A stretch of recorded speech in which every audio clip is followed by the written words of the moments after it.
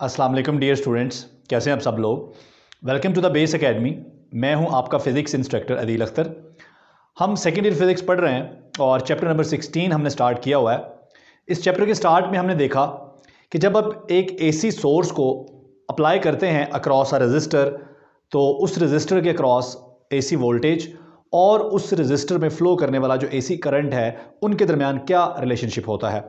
उसके बाद यही रिलेशनशिप हमने एक कैपेसिटर में भी देखा और यही रिलेशनशिप हमने एक इंडक्टर के लिए भी देखा। तो अब हम क्या करेंगे, हमारे जो नेक्स्ट टॉपिक्स हैं उसमें हम दो दो कंपोनेंट्स इकट्ठे करके लगाएंगे। आज के टॉपिक में हम रेजिस्टर और कैपेसिटर को सीरीज में लगाएंगे और फिर देखेंगे कि हमारा जो अप्लाइड वोल्टेज है या हमारा जो एसी वोल्टेज है वो करंट के साथ किस तरह से रिलेशनशिप बनाता है। तो हमारा आज का टॉपिक है जी AC through RC series circuit. बच्चों, आरसी सीरीज सर्किट, आर से मुराद है रेजिस्टेंस और सी से मुराद है कैपेसिटेंस। हमने एक रेजिस्टर और एक कैपेसिटर को सीरीज में कनेक्ट कर दिया है, आपके सामने है, और इनके अक्रॉस हमने एक एसी वोल्टेज अप्लाई कर दिया है। इसकी वजह से एक एसी करंट फ्लो करेगा। चूंकि ये दोनों कंपोनेंट्स सीरीज में लगे हुए हैं इसलिए दोनों में से सेम करंट फ्लो करेगा। ठीक है, अब हम ये देखना चाहते हैं कि वो जो करंट फ्लो करेगा इन कंपोनेंट्स के अक्रॉस या इन कंपोनेंट में से वो करंट और हमारा एसी वोल्टेज इनके दरमियान क्या रिलेशनशिप बनता है। कुछ चीज़ें हमने पीछे पढ़ी हैं, ठीक है, उन्हीं कॉन्सेप्ट को हम यहाँ पर यूज़ करेंगे। जैसा कि हमने पढ़ा है कि एक रजिस्टर में से गुजरने वाला एसी करंट और उस रजिस्टर के अक्रॉस अप्लाई किया गया जो वोल्टेज होता है ये दोनों इन फेज होते हैं। ठीक है बच्चों, चूंकि ये सीरीज सर्किट है और करंट सेम फ्लो कर रहा है इसलिए करंट को हम यहाँ पर एक रेफरेंस मान लेते हैं। तो हम वेक्टर रिप्रेजेंटेशन यानी कि करंट और वोल्टेज को वेक्टर की फॉर्म में रिप्रेजेंट करते हैं ताकि उनको समझने में, उनके रिलेशन को समझने में आसानी हो। तो हमारा जो रेजिस्टर है इसके क्रॉस जो वोल्टेज है वो वी आर है और हमारा जो कैपेसिटर है इसके क्रॉस जो वोल्टेज है वो वी सी है।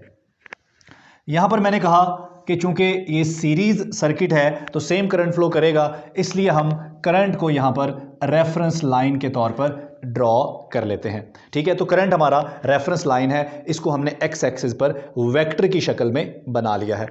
अब हम बात कर लेते हैं वोल्टेज की।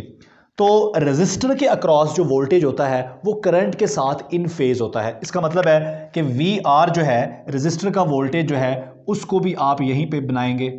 तो वी आर और आई दोनों एक ही डायरेक्शन में है, इसका मतलब है कि ये दोनों फेज में हैं, इन फेज हैं। लेकिन आपको पता है कि कैपेसिटर में वोल्टेज लैग करता है और करंट लीड करता है। अगर वोल्टेज लैग करता है तो ये करंट है और ये हमारा वोल्टेज है वी सी, यानी कि वोल्टेज अक्रॉस कैपेसिटर। आप देख रहे हैं कि वोल्टेज अक्रॉस कैपेसिटर लैग कर रहा है और करंट जो है वो लीड कर रहा है।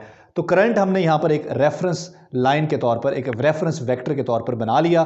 इस करंट के साथ रेजिस्टर वाले वोल्टेज को देखा और इसी करंट के साथ हमने कैपेसिटर के वोल्टेज को देखा। ठीक है बच्चों, अब इसी डायग्राम को मैं ज़रा नीचे बना लेता हूँ ताकि थोड़ा हमें समझने में आसानी हो जाए। ये हमारा करंट है और यही हमारा, आपको पता है, वी आर है। तो इसका मतलब है ये वेक्टर को मैं वी आर भी कह सकता हूँ और ये दूसरा वेक्टर जो है ये आपका वी सी है। तो यहाँ पर मैं बना लेता हूँ जी वी सी। अब देखें ये वी सी है, अगर मैं इसके पैरेलल मैं यहाँ पर वी सी बना लूँ जिसकी लेंथ इसके बराबर ही हो और डायरेक्शन भी सेम हो तो ये दोनों सेम ही वेक्टर्स होंगे। अगर ये वी सी है तो ये भी क्या होगा, ये भी वी सी होगा। लेकिन यहाँ पर हमें एक फ़ायदा होगा, ये देखें, फर्स्ट वेक्टर का हेड और दूसरे वेक्टर की टेल दोनों मिला दिए तो ये क्या हो गया, ये हो गया वेक्टर एडिशन। ठीक है, अब इन दोनों का जो रिजल्टेंट वेक्टर है वो कैसे होगा, उसकी टेल पहले वेक्टर की टेल के साथ और उसका हेड दूसरे वेक्टर के हेड के साथ बना दें यूं करके। ये इन दोनों का रिजल्टेंट है, वी आर और वी सी का रिजल्टेंट ये है। अच्छा, अब ये रिजल्टेंट को क्या बोलेंगे, आप इस सर्किट में देखें, वोल्टेज अक्रॉस रेजिस्टर और वोल्टेज अक्रॉस कैपेसिटर, अगर इनको कंबाइन करें तो हमारे पास बनता है अप्लाइड वोल्टेज। तो इसका मतलब है ये जो हमने बनाया है ये हमारा अप्लाइड वोल्टेज है। ठीक है, तो यहाँ पर भी बना दें अप्लाइड वोल्टेज, ये हमारा अप्लाइड वोल्टेज है। तो बच्चों, अगर आप इस डायग्राम में गौर करें या इस डायग्राम में गौर करें तो ये देखें, ये हमारा करंट है और ये हमारा अप्लाइड वोल्टेज है। अब बड़ा क्लियर है करंट लीड कर रहा है अप्लाइड वोल्टेज को, और कितने एंगल के साथ, एंगल थीटा के साथ। ये एंगल हम एंड पर फाइंड भी करेंगे कि ये एंगल किस तरह से निकाला जा सकता है। तो यहां पर क्लियर हो गया कि इस सर्किट में हमारा जो कंक्लूजन हो गया, यहां पर हमारा जो रिजल्ट आया यहां पर वो ये आया कि आरसी सीरीज सर्किट में जो करंट होता है वो लीड करता है किसको, अप्लाइड वोल्टेज को, ठीक है। और जिस एंगल से लीड करता है वो एंगल भी हम एंड पर कैलकुलेट करेंगे। तो ये तो बात यहां पर क्लियर हो गई। इसके बाद हम चलते हैं अब इंपीडेंस की तरफ। तो अब हमारे पास है जी कैलकुलेशन ऑफ इंपीडेंस।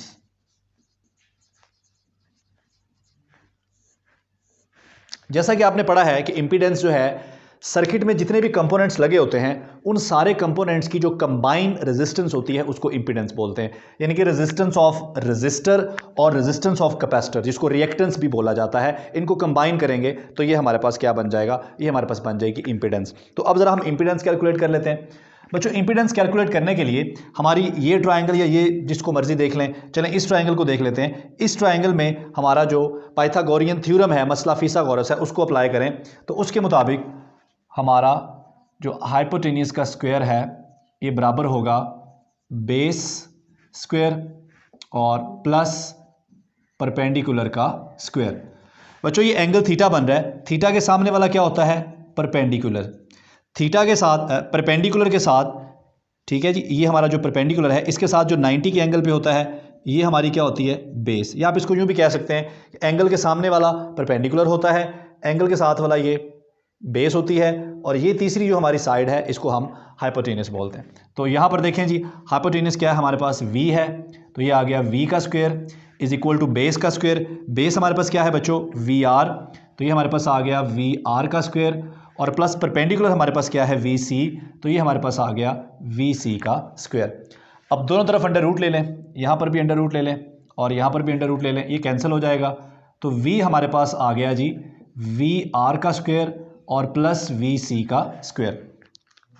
लेकिन बच्चों हमने पढ़ा है कि वी आर जो है ये बराबर होता है आई आर के, ठीक है। इसी तरह से जो वी सी है ये हमारे पास बराबर होता है आई एक्स सी के, क्योंकि जो कैपेसिटर की रेजिस्टेंस होती है उसको हम बोलते हैं रिएक्टेंस, ठीक है।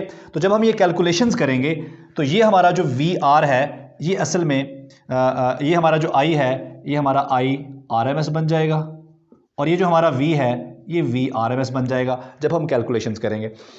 तो यहाँ पर जो हमारा v है इसको हम लिख सकते हैं v R M S is equal to under root, बच्चों वी आर की जगह क्या आएगा, आई आर। अब वी आर का स्क्वायर है तो इसका भी स्क्वायर हो जाएगा, ये हो जाएगा आई आर एम एस और आर, इनका दोनों का स्क्वायर प्लस वी सी किसके बराबर है बच्चों, आई एक्स सी, ठीक है।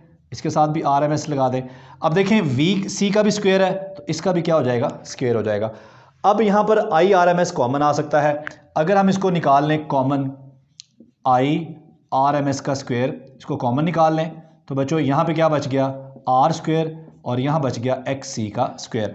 अगर इसको अंडर रूट से बाहर ले आएँ तो ये हमारे पास आ जाएगा आई आर एम एस, और ये हमारे पास आ जाएगा R square plus X C square, और यहाँ पर हमारे पास क्या है, वी आर एम एस। तो बच्चों ये आई मल्टीप्लाई हो रहा है, इधर आके डिवाइड हो जाएगा, तो V R M S over I R M S is equal to R square plus X C का स्क्वायर। तो बच्चों V over I, V R M S over I R M S, V over I किसके बराबर होता है, ये impedance के बराबर होता है। तो फाइनली हमारे पास इंपीडेंस क्या आ गई, हमारे पास इंपीडेंस आ गई बच्चों are square plus X C का स्क्वायर। तो ये हमने इंपीडेंस कैलकुलेट कर ली। अब जिस तरह से हमने करंट और वोल्टेज इन सब की वेक्टर रिप्रेजेंटेशन बनाई है, बिल्कुल ऐसे ही हम इंपीडेंस की भी वेक्टर रिप्रेजेंटेशन बना सकते हैं। किस तरह से बना सकते हैं बच्चों, इसी को देख लें।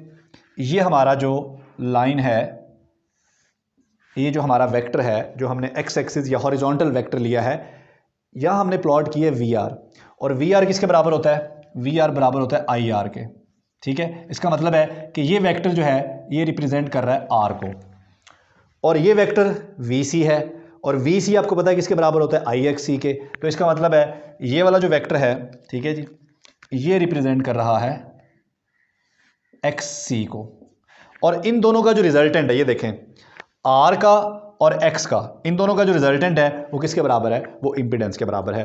तो इम्पीडेंस जो है वो r और xc का रिजल्टेंट है। ठीक है जी, यहां पर एंगल बन रहा है थीटा। क्लियर हो गया बच्चों? तो ये हमने देखा कि इम्पीडेंस को हम किस तरह से कैलकुलेट कर सकते हैं। उसके बाद हमने कहा था स्टार्ट में कि ये जो एंगल थीटा बन रहा है, ठीक है, यानी कि हमारा करंट जो है वो लीड कर रहा है हमारे अप्लाइड वोल्टेज को। अब कितने एंगल से लीड कर रहा है, वो एंगल थीटा है। ये एंगल थीटा भी यहां से कैलकुलेट किया जा सकता है। उसके लिए हम यहां पर फेज कैलकुलेट करने के लिए हम यहां पर टेन थीटा यूज कर सकते हैं। आपको पता है जो टेन थीटा है बच्चों, tan theta perpendicular over base होता है। तो परपेंडिकुलर जो है हमारा वो यहां पर एक्स सी है और बेस हमारी क्या है, आर है। ठीक हो गया? तो यहां से अगर मुझे थीटा निकालना होगा तो दोनों तरफ आप टेन इनवर्स ले लेंगे।